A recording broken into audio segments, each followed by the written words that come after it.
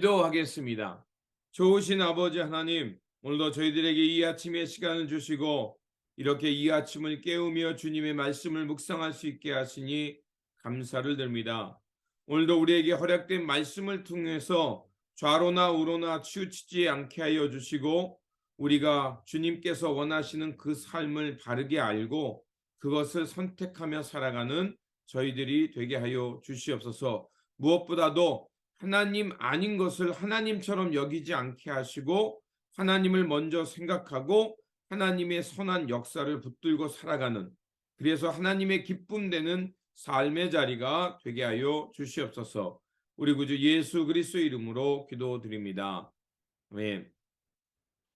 오늘 우리에게 주신 말씀은 요엘서 1장입니다. 본문 읽기는 1장 8절에서 20절입니다. 너희는 처녀가 어렸을 때 약혼한 남자로 말미암아 굵은 배로 동이고 애곡함 같이 할지어다. 소재와 전제가 여호와의 성전에서 끊어졌고 여호와께 수종드는 제사장은 슬퍼하도다. 밭이 황무하고 토지가 마르니 곡식이 떨어지며 새 포도주가 말랐고 기름이 다하였도다. 농부들아 너희는 부끄러워할지어다. 포도원을 가꾸는 자들아 곡할지어다. 이는 밀과 보리 때문이라 밭의 소산이 다 없어졌음이로다. 포도나무가 시들었고 무화과가 말랐으며 석류나무와 대추나무와 사과나무와 밭의 모든 나무가 다 시들었으니 이러므로 사람의 즐거움이 말랐도다. 제사장들아 너희는 굵은 배로 동이고 슬피 울지어다. 제단에 수종드는 자들아 너희는 울지어다. 내 하나님께 수종드는 자들아 너희는 와서 굵은 배 옷을 입고 밤이 새도록 누울지어다. 이는 소재와 전제를 너희 하나님의 성전에 드리지 못함이로다. 너희는 금시기를 정하고 성회를 소집하여 장로들과 이 땅의 모든 주민들을 너희 하나님 여호와의 성전으로 모으고 여호와께 부르짖을지어다. 슬프다 그날이여, 여호와의 날이 가까웠나니 곧 멸망같이 전능자에게로부터 이르니로다. 먹을 것이 우리 눈앞에 끊어지지 아니하겠느냐. 기쁨과 즐거움이 우리 하나님의 성전에서 끊어지지 아니하였느냐. 씨가 흙덩이 아래에서 썩어졌고 창고가 비었고 곡간이 무너졌으니 이는 곡식이 시들었음이로다. 가축이 울부짖고 소떼가 소란하니 이는 꼴이 없음이라. 양떼도 피곤하도다. 여호와여 내가 주께 부르짖으오니 불이 목장에 풀을 살랐고 불꽃이 들의 모든 나무를 살랐음이이다. 들짐승도 주를 향하여 헐떡거리오니 시내가 다 말랐고 들의 풀이 불에 탔음이니이다. 아멘. 요엘이라는 이름은 여호와는 하나님이시다라는 뜻입니다. 요엘서의 주제는 여호와의 날이 이르렀다는 것이고, 또 여호와의 날이 이르렀다고 요엘서가 말하는 이유는 당대에 그 이스라엘 남유다가 겪었던 큰 재앙 때문입니다. 바로 그 재앙은 메뚜기 떼에 의해서 곡식들이 다 사라졌고 결국 가뭄이 들었고 그래서 많은 백성들이 굶어 죽게 되었던 것입니다. 요엘은 그래서 이 재앙이 닥친 것은 하나님께 대하여 불순종한 결과라고 얘기하면서 하나님의 심판의 날이 가까웠으니 이제 그 옛삶에서 돌이켜서 여호와의 날을 준비하라는 것입니다. 그래서 요엘서는 크게 두 부분으로 나눌 수 있습니다. 우리가 읽었던 1장을 포함해서 2장 17장까지는 2장 17절까지는 여호와의 날에 이르렀다는 경고의 메시지고요. 그리고 2장 18절부터 3장 그 21절까지는 이제 하나님께서 우리를 불쌍히 여기시고 하나님께서 우리를 다시 회복해 주실 것이라는 그 회복의 말씀이 나옵니다. 오늘 본문 말씀은 메뚜기 떼의 공격으로 인해서 농사를 망침으로 이제 백성들과 지도자들과 또 제사장들이 하나님 앞에서 통곡하는 말씀입니다. 오늘 우리가 읽진 않았지만 이 말씀이 누구에게 임했냐면 바로 부두엘의 아들 여호와에게 임한 말씀이다라고 선포되고 있습니다. 요엘은 남유다의 8대 왕이었던 요아스, 그가 통치하던 시대에 활동했던 선지자입니다. 이때는 남과 북이 이미 갈라져서 100년이라는 시간이 지났고요. 그리고 종교적으로는 매우 타락한 시기였습니다. 그런 엄청난 타락의 때에 부두엘의 아들 요엘에게 하나님의 말씀이 그에게 임한 것입니다. 그런데 이 말씀을 통해서 우리가 알 수 있는 것은 부두엘의 아들 요엘이라는 이름이 언급되는 것입니다. 요엘이라는 것은 앞에서 말씀드린 대로 여호와는 하나님이시다라는 뜻이고요. 그리고 부두엘이라는 뜻은 뭐냐면 바로 하나님의 사람이라는 뜻입니다. 그러면 이것을 통해 우리가 유추해 볼 수 있는 것은 이 부두엘과 그의 아들 요엘, 이 집안이 얼마나 하나님 앞에서 신실하게 살고자 했던, 또 그 믿음의 유산을 자녀들에게 물려주었던 가문이었다는 것을 우리가 알 수가 있습니다. 우리 그리스도인들 중에 우리가 책임지고 후손들에게 물려주어야 될 많은 유산이 있는데 그 믿음 유산 중에 중요한 것은 바로 믿음의 유산입니다. 그리고 이 믿음의 유산은요, 결코 저절로 계승되지 않습니다. 그렇다면 우리가 이 믿음의 유산을 후손들에게 전해주는 길은 무엇이냐?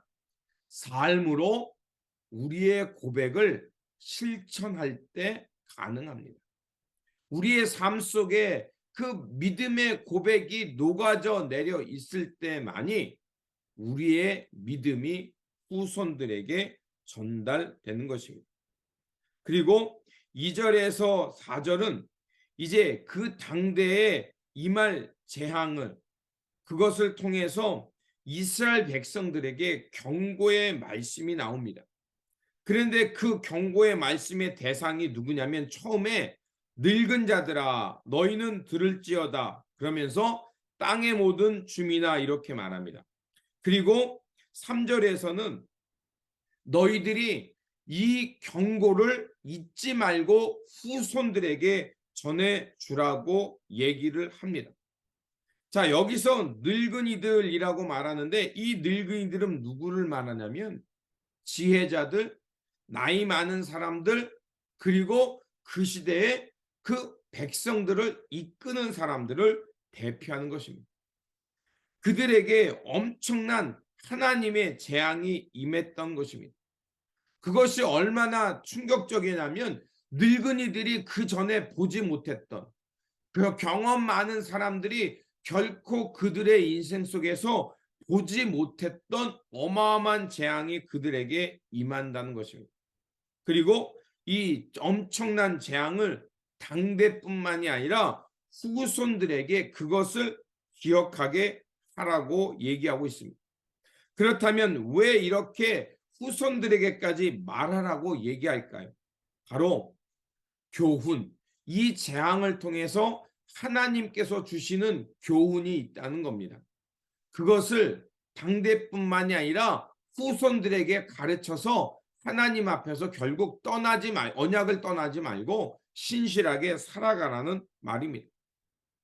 그러면 무슨 일이 있었을까요? 4절에서 그 얘기를 해주고 있습니다.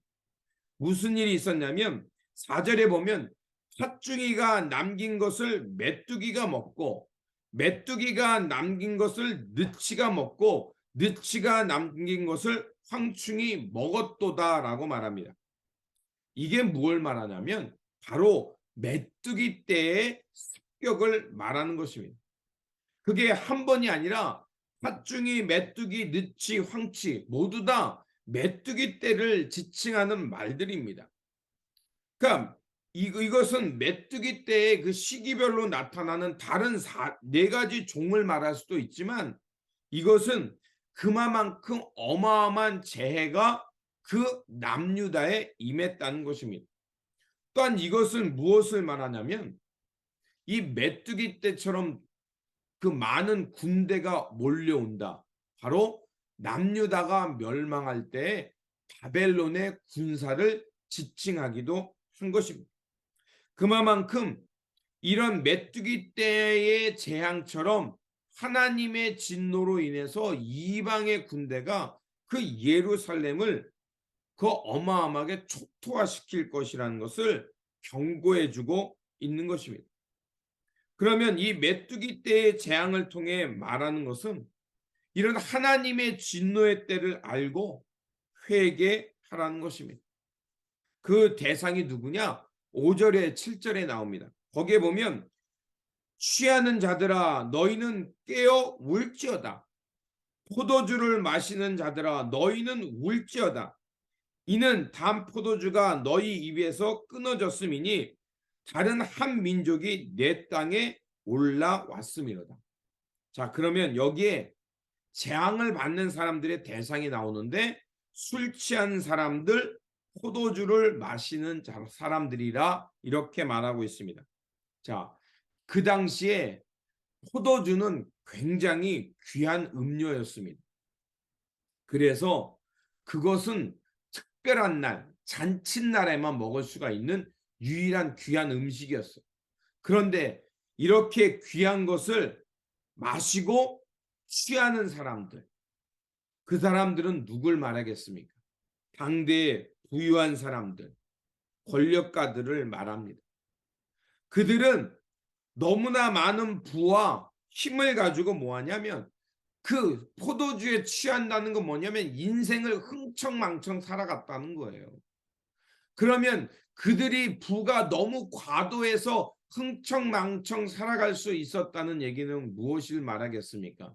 결국 남의 것, 가난한 사람들의 마지막까지도 빼앗아서 자기들의 풍요와 먹거리를 즐기느라 하나님의 공의와 공평은 생각하지 않았다는 것을 말합니다. 그런 부유하고 그 자기의 권력을 가지고 가난한 사람들을 억압하고 빼앗는 그들에게 하나님의 엄중한 심판이 올 것을 말하는 거예요.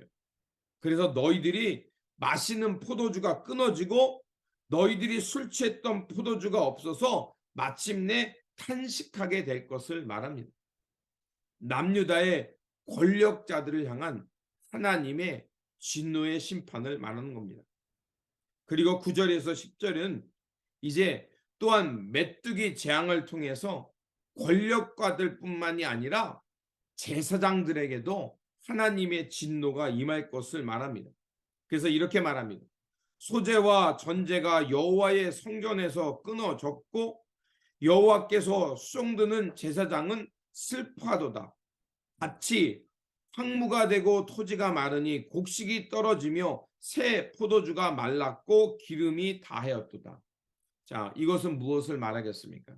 백성을 바른 길로 인도해야 될 종교 지도자들이 권력가들과 부유한 사람들의 타락을 부추기고 또 종교 지도자들은 자기의 배만 불리는 그들을 향해서 성전에서 뭡니까?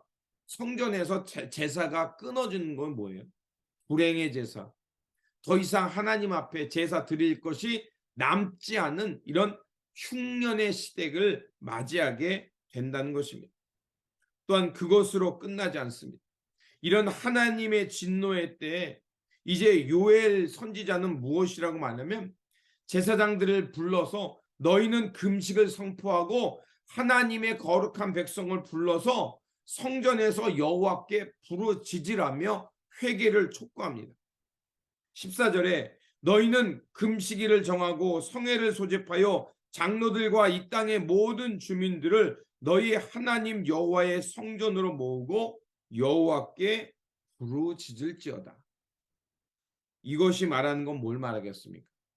하나님의 진노와 심판의 때, 그때가 가까웠음을 알았다면 우리가 하나님의 진노에서 살아남을 수 있는 길은 결국 돌이켜 하나님 앞에 나와 부르짖으며 하나님의 자비와 용서를 구할 때 결국 우리가 하나님의 구원, 하나님의 진노에서 벗어날 수 있다는 겁니다. 우리가 하나님으로부터 징계를 받을 때 우리가 할 수 있는 것은 하나님께 부르짖으며 자비와 용서를 구하는 기도뿐입니다. 우리가 이렇게 죄로 인해 징계받을 때 참회의 자리로 나갈 때만이 하나님께서 우리를 긍휼히 여겨 주심을 통해 우리는 새 생명을 얻고 하나님의 구원 속에서 새로움의 삶을 살아갈 수 있는 겁니다.